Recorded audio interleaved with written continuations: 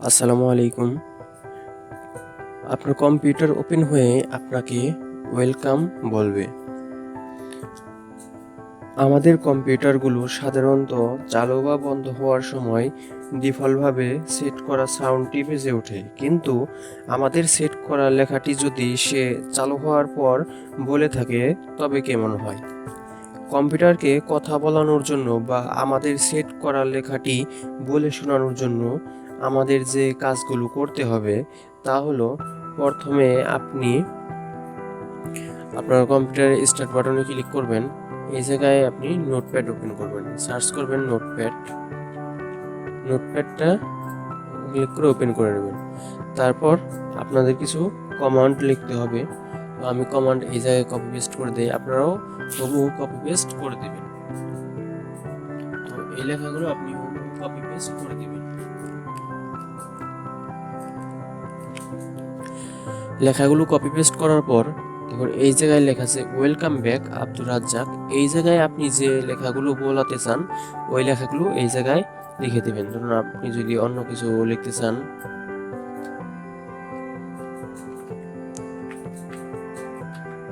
Welcome back to my,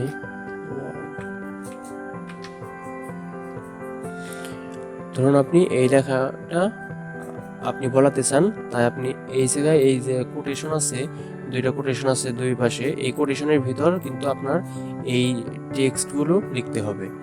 তারপর আপনি আর কোনো কিছু চেঞ্জ করবেন না, যা আছে তাই থাকবে। Welcome back to my world এটা লিখে আপনি এখন হলো এই নোটপ্যাডটা সেভ করবেন। ফাইলে ক্লিক করবেন, সেভে ক্লিক করবেন।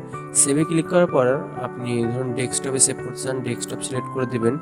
ডেস্কটপ সিলেক্ট করার পর এই ফাইল নেমের এই জায়গায় আপনি যে কোনো একটা নাম দিতে পারেন আপনার ইচ্ছা মতো।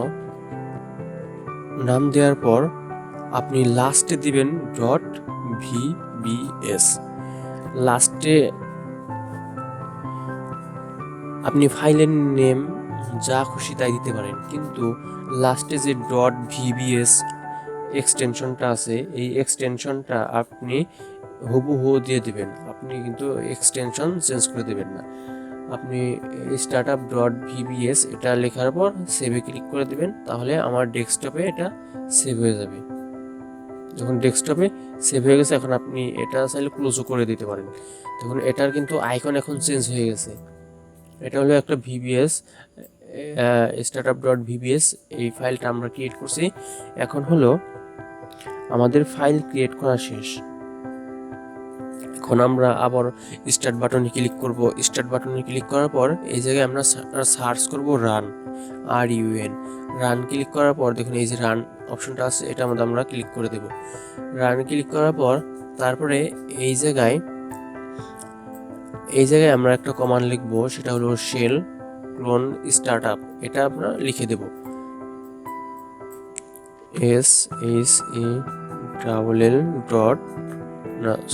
ক্লোন দেন লাগবো। তারপর দিবেন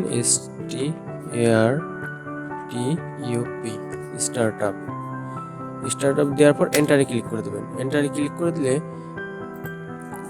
আমার আগে থাকতে করা ছিল একটা, আমি ডিলিট করে দেই। ডিলিট করার পর এই ফোল্ডারটা আপনার ওপেন হবে, আপনাদের হুবহু সেম একই থাকবে। আপনারা শুধু স্টার্ট বাটনে ক্লিক করবেন, রান কমান্ড ওপেন করবেন, তারপর আপনারা লিখবেন shell.startup। এটা ক্লিক করে দিলে আপনার এই ফোল্ডারটা ওপেন হবে। এই ফোল্ডারটা ওপেন হওয়ার পর আপনারা যে ডেস্কটপে আগে একটা ফাইল ক্রিয়েট করে রাখছিলেন ওই ভিবিএস, ওটা আপনারা কপি করবেন। এই জায়গা থেকে আপনারা কপি করবেন। কপি করে দেওয়ার পর আপনারা এই ফোল্ডারে এসে পেস্ট করে দেবেন। Right click paste. তো আমার এই ফাইলটা এই জায়গায় পেস্ট হয়ে গেছে। এখন আমাদের এই ধাপটাও শেষ হয়ে গেল। আমাদের আর একটা ধাপ বাকি আছে, সেটা হলো আমাদের কন্ট্রোল প্যানেলে যেতে হবে আমাদের কম্পিউটারের। আবারও স্টার্ট বাটনে ক্লিক করবেন, তারপর এই জায়গায় সার্চ করবেন কন্ট্রোল প্যানেল, CON লিখলেই চলে আসবে। দেখুন এই কন্ট্রোল প্যানেলটা আপনারা ওপেন করে নেবেন।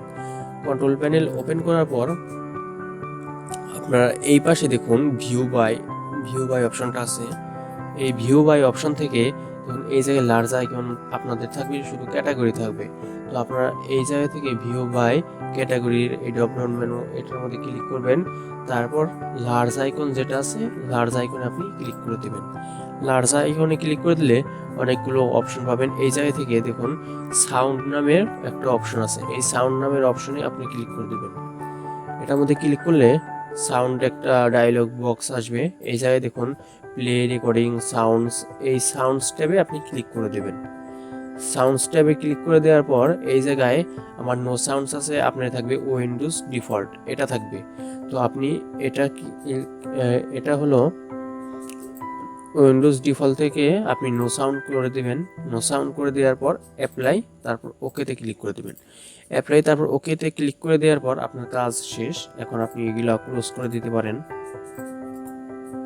ক্লোজ করে দেওয়ার পর এখন আপনি আপনার কম্পিউটারটা রিস্টার্ট দিলেই আপনার যে লেখাগুলো লিখছিলেন ওটা নাম ওইটা আপনার কম্পিউটারটা অটোমেটিক আপনাকে বলে শোনাবে।